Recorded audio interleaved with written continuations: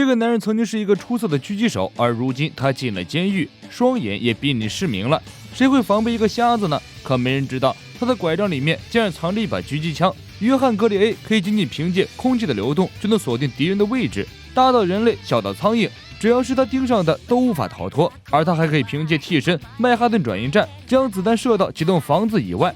如今他盯上的就是徐伦和他的父亲成太郎。现在这对父女正好在他的曼哈顿转运站的射程范围内，只要他们有任何动作，约翰·格里 A 就能将他们顺利击毙。他对这两父女的恨意可谓是滔滔江水，绵延不绝呀。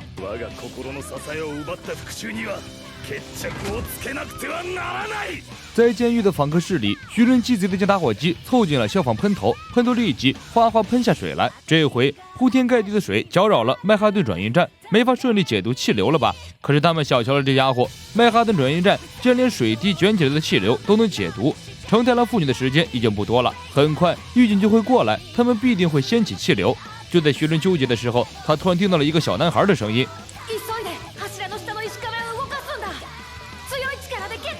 徐伦按照小男孩说的做，居然发现了一条暗道。而与此同时，曼哈顿转运站也从窗户飞走了。徐伦意识到，约翰·格里 A 一定是去追棒球男孩了。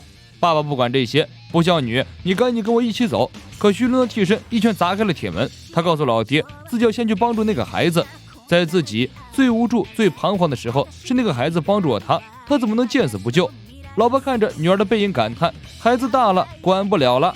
徐伦在监狱走廊的消防栓后面发现了一条通道，棒球男孩可能就是从这条通道逃跑的。徐伦赶紧钻下去追人，隧道里又窄又小。徐伦刚刚找到小男孩的踪迹，就发现曼哈顿转运站果然紧跟着小男孩。约翰·格里 A 真是小肚鸡肠，连个小孩都不放过。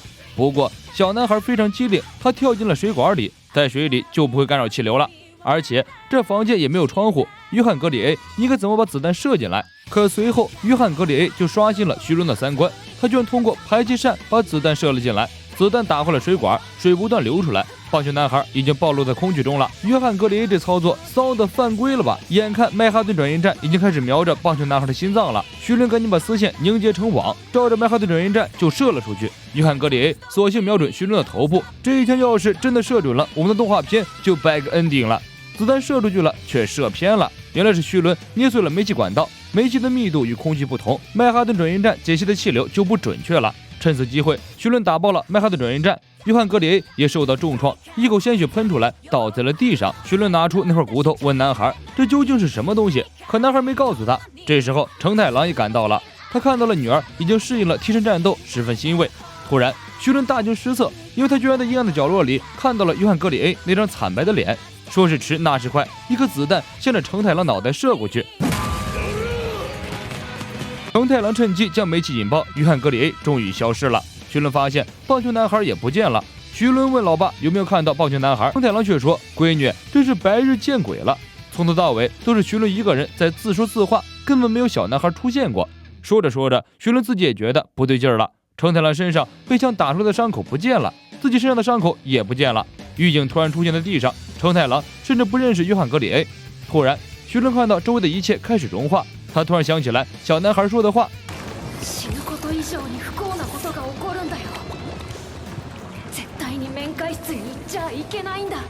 徐伦再次睁眼，发现自己还在访客室，可周围的融化还在继续。他仿佛被什么人拉进了一个幻境，连线都射不出来。成太郎仿佛也进入了一个梦境，梦里一切都在融化。好在徐伦还活着。成太郎凭借坚强的毅力，从梦中微微睁眼，正对上女儿虚弱的目光。两人现在都一动也动不了，但是这有可能还是一个梦中梦。他俩是走进《盗梦空间》的片场了吗？成太郎让徐伦把替身石之自由放出来，随后他的白金之星突然一个勾拳，打得石之自由斜飞出去。爸爸打不了你，就让爸爸的替身打你的替身吧，还真是父慈女孝。访客室的门开了，父女俩哆哆嗦嗦地爬出房间。徐伦才将棒球男孩给他的骨头让老爹看，成太郎说那是女性的骶骨，还是被酸性物质溶解过的。突然，监狱里的警铃大作，监狱终于发现会客室这里出现问题了，事情已经进行到这个地步，看来徐伦不想越狱都不行了。成太郎非常专业的拿出了监狱的平面图，他已经安排好了逃跑方向，果然是有备而来的。成太郎找没人看守的小路，一路欧拉的轰过去，看这两下子其实并不需要平面图的吧。徐伦一个不小心从楼梯上滚了下去，老弟赶紧走过来，伸出手想拉徐伦起来。徐伦猛女娇羞了一下，突然有点不好意思，却不料老弟说出自己的真实目的。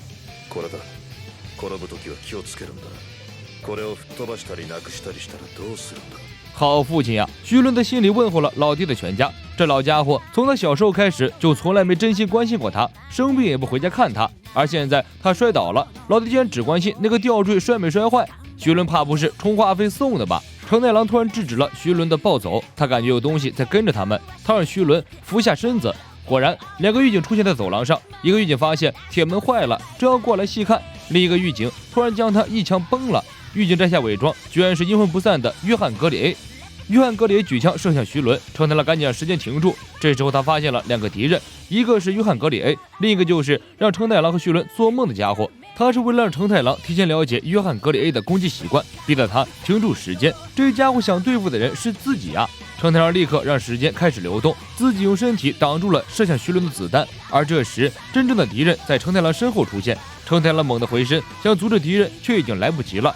替身白蛇一巴掌把承太郎打死机了，然后两个碟片就从承太郎脑袋里弹了出来。白蛇开心地取走碟片，约翰·格里 A 趁机又向徐伦射了 N 枪。石之自由也学着白金之星一顿欧拉挡住子弹。这时石之自由已经将监狱的铁窗打开了，外面就是海岸。可徐伦发现老爹的状态不对，他已经身受重伤。他让徐伦带着吊坠先走，只要到了海岸边，潜水艇就会带着徐伦离开，而史比特瓦根基金会就会找到潜水艇。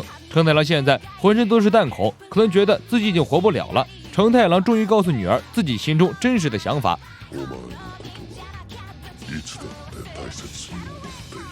趁着父女俩话别的时候，约翰·格里 A 举起枪，又开始新一轮的射击。这些子弹却被徐伦的线轻易化解了，线将约翰·格里 A 缠成了大陀螺。约翰·格里 A 被徐伦欺负的已经怀疑人生了。徐伦这是开挂了不成？这成长速度也太快了！早知道他这么厉害，自己先解决他多好啊！可是约翰·格里 A 已经没有机会乱想了。徐伦女承父业，欧拉欧拉！承太郎看着如此强悍的女儿，终于放心，咽下了最后一口气。徐伦拖着爸爸逃出了监狱，眼看潜水艇已经到岸边，他们父女俩可以逃出升天了。可爸爸为什么没有气息了？徐伦疯狂地给爸爸做着 CPR， 可是没用，爸爸的心跳再也不会恢复了。狱警在海岸边发现徐伦，他高举双手，故作投降状，可手上的线却是连在棒球少年身上。棒球少年说，承太郎的精神力被白蛇带走了，现在徐伦逃跑才最安全。可徐伦说，替身白蛇逃往监狱里去了，所以他判定幕后黑手就在监狱里。徐伦决定重回监狱里夺回爸爸的精神力。可是棒球男孩告诉徐伦，自己就是在监狱里出生的，名叫安波里欧。他见多了死者，徐伦的爸爸也不会死而复生了。可徐伦却莫名的相信承太郎没有死，只要找回丢失的碟片，他一定能活过来。在监狱的角落，伤痕累累的约翰·格里 A 十分欣慰，因为能停止时间的无敌替身终于到手了。白蛇冰冷无情地看着约翰·格里 A 一枪崩了他，这就是与虎谋皮的下场。在病房里睡觉的艾梅斯突然醒来，他发现自己正在打吊瓶，回想起自己生病前，他好像捡到了一个护身符，还被那东西扎了一下。随后他将护身符卖给了奎斯，自己就生病晕倒了。艾梅斯想看看伤口，就将伤口上的贴纸撕掉，可是撕掉了又出现一张，再撕掉再出现。艾梅斯突然发现自己手指多了一根，完了，我是疯了吗？艾梅斯突然意识到问题出在贴纸身上，这贴纸贴上去，东西就会变成两个，揭掉以后虽然会造成破坏，但东西会变回一个。他突然觉得这贴纸还挺有用的，于是艾梅斯用贴纸打晕了一个清洁工。艾梅斯正打算报复清洁工的时候，却发现他头上出现了两张光盘。艾梅斯颤颤巍巍地拿走其中一张光盘，清洁工就径自离开了。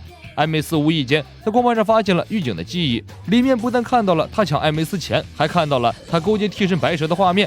艾梅斯吓得浑身发抖。这时候清洁工居然出现了，他发现艾梅斯一直跟踪他，便恶狠狠地想把艾梅斯灭口。艾梅斯愤怒地质问他为什么脸上会有碟片，却不料前一秒还在凶神恶煞的清洁工，现在却突然变成嘤嘤怪，捂着脸哼哼唧唧地哭了起来。哎呀，好丢脸呀，人家想不起来了呀！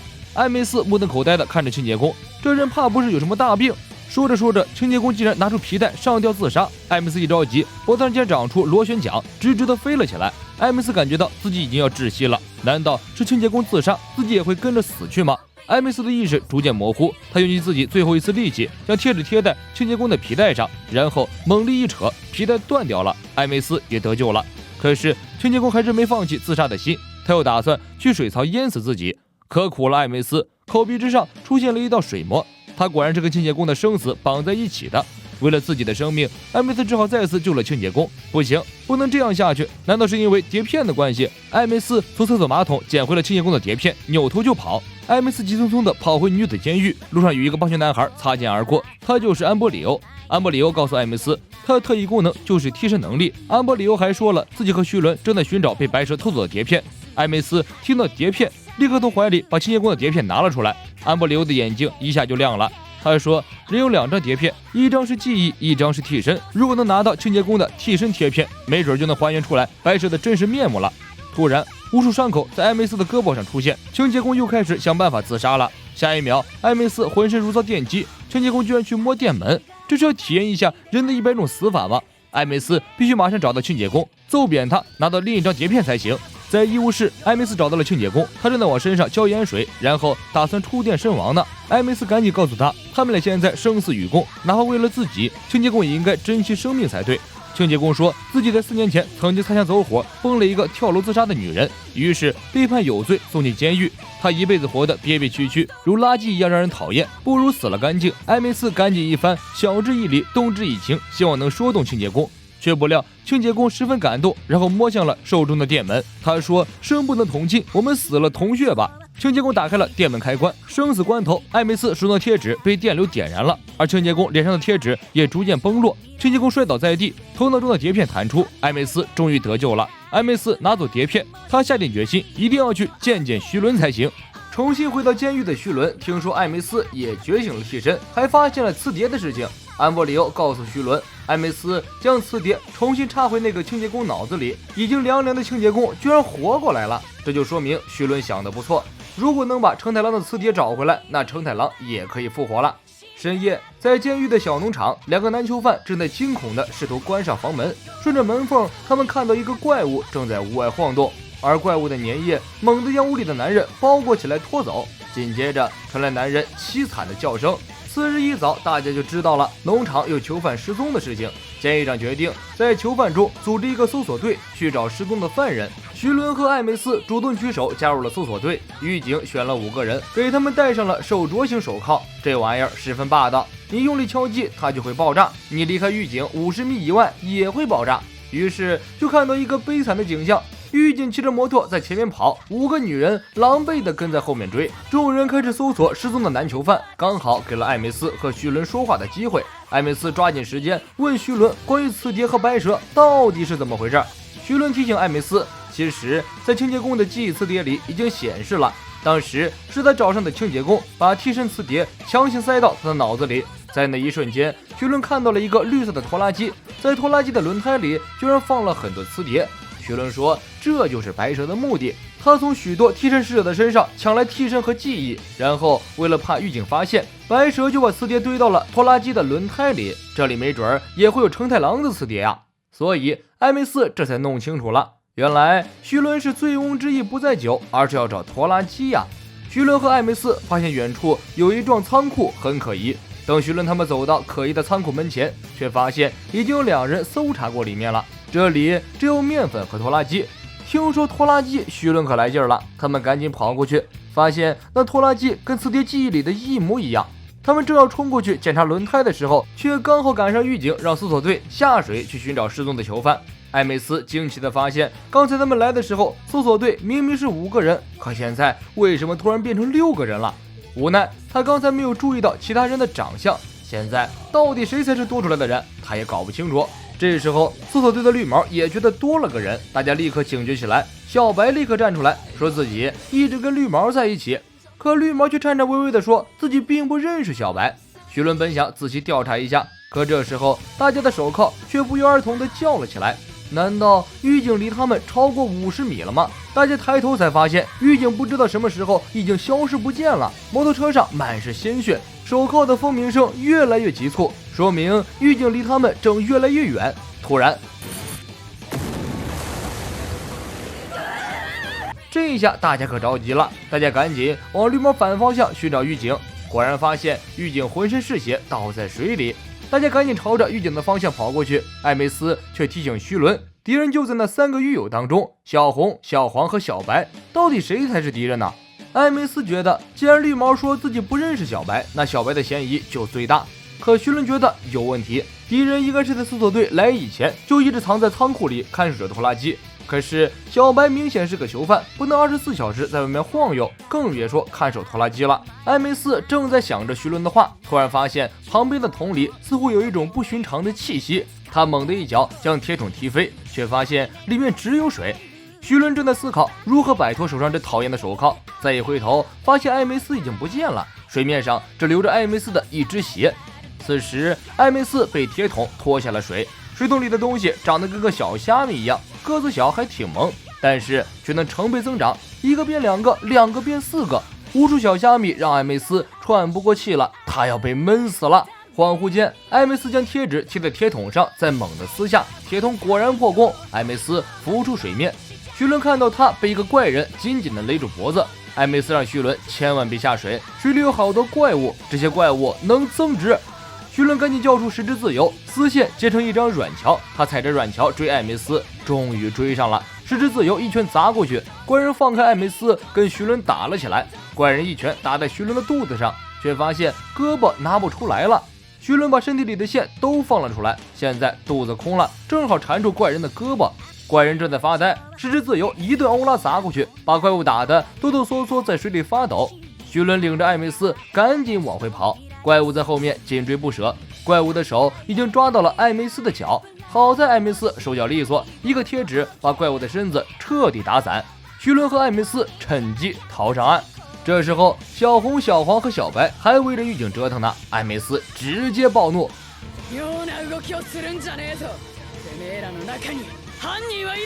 艾梅斯开始询问大家一些细节。现在小白的嫌疑最大，因为绿毛说自己并不认识他。至于小红和小黄也都说彼此互相不认识。徐伦发现小红流鼻血了，他记得刚才自己的10只自由打那个怪物替身的时候，岸上好像有人往后倒了一下，现在再看到小红流鼻血，难道怪物就是小红的替身？可小红却说自己的鼻血是被小黄打的，小黄的手也流血了。这一下事情又陷入了僵局，可徐伦好像已经等不了了，他的10只自由一拳砸倒了小红。艾梅斯十分开心的以为徐伦已经找到线索，肯定小红是敌人了。可徐伦就表示自己不知道谁是敌人，所以打算把他们3个都揍趴下。果然是女成副业啊，全员群殴可还行。小白突然抓住了徐伦的手，而小黄和小红也跳狼了，承认刚才自己就是打算干掉徐伦的。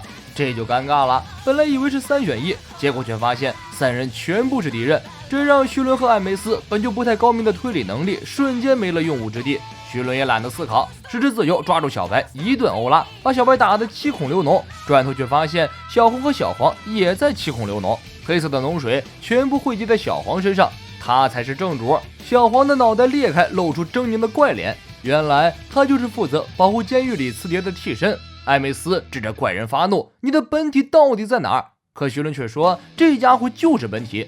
经过一番历练，徐伦突然开窍了，他意识到眼前这怪人算不上是人，只是一种水生生物，为了能在岸上生存保护磁铁，他开始杀人，然后利用死尸里的水分生存。这家伙应该需要时不时的补充水分，想干掉他就让他没办法沾到水。怪人很生气，不要老叫人家怪人，人家是幽浮一族。这个幽浮大哥说着说着突然转身跑向仓库，他打算去处理那些磁碟。徐伦正要追过去，艾梅斯却发现湖里还有幽浮一族向狱警爬过去，他打算抓住狱警，然后把他带走。要是狱警离徐伦等人超过50米，那他们就全完了。徐伦决定兵分2路，自己去搞磁碟，艾梅斯去抢狱警。虽然是塑料姐妹情，但是为了自己的安危，艾梅斯只好硬着头皮上。他终于换出了自己的替身，也学着徐伦的样子，冲着幽浮一顿欧拉，然后趁机将狱警的身体搬上岸。幽浮也不是省油灯，直接化整为零，变成粘液喷上岸，骑在了艾梅斯身上。却不料艾梅斯早就把吸干水分的女囚犯干尸搬了过来，他还用贴纸将干尸变成2具。艾梅斯猛地撕下贴纸，干尸瞬间爆发，将浮游体内的水分吸得一干二净。没有水分的幽浮一族也只能变成一滩烂泥了。徐伦进入仓库，幽浮大哥正在等他。徐伦问幽浮大哥为什么白蛇要搞这些碟片，幽浮大哥表示我们有许多小秘密，但是就不告诉你。他正在得意，突然10只自由的欧拉已经到面前了。这个女人不讲武德，搞偷袭！可是佑夫大哥还是棋高一招，一把掐住了徐伦的脖子。徐伦一点也不害怕，早在刚才他跟佑夫大哥战斗的时候，就已经把那个装满磁铁的轮胎悄悄运走了。佑夫大哥赶紧去追，却发现这里的土地非常干燥，身体里的水分正在快速流失。佑夫大哥摔倒在地，艾梅斯正要给他致命一击，却被徐伦拦住了。徐伦居然给已经陷到泥土里的佑夫大哥浇水，因为徐伦刚才突然意识到，佑夫大哥不是为了白蛇守护磁碟，而是为了他自己的存在守护磁碟。磁碟给了佑夫一族生命和智慧，所以他们明知道会死，也要拼命守护这些赖以生存的东西。徐伦打算跟佑夫大哥商量一笔买卖，从此以后这些磁碟还都是佑夫一族的。但是佑夫一族是为了他徐伦在守护磁碟，而且也要让他拿走成太郎的磁碟。徐伦很快找到了成太郎的替身磁碟，可一直找不到他的记忆磁碟。这时候早已经死得透透的绿毛居然出现了，这娘们儿也不像好人呐。徐伦正打算进入战斗状态，绿毛赶紧说自己就是佑夫大哥，只是占用了绿毛的身体罢了，自己叫 FF， 他打算跟徐伦去监狱贴身保护徐伦。 FF 告诉徐伦，其实这个仓库里的磁碟都是白蛇暂时用不着的，成太郎的记忆磁碟很可能还在白蛇手上。白蛇真正想从成太郎身上拿走的并不是无敌替身，而是他的记忆。徐伦着急，想赶紧将磁碟交给收容他父亲的那个基金会，再不复活成太郎，他就招苍蝇了。很快狱警来了，3个女人被带回监狱。傍晚时分，白蛇来到仓库，发现佑夫大哥和磁碟都不见了。画面一转，白蛇变成了神父大人，他看着地上半截小手指，陷入沉思。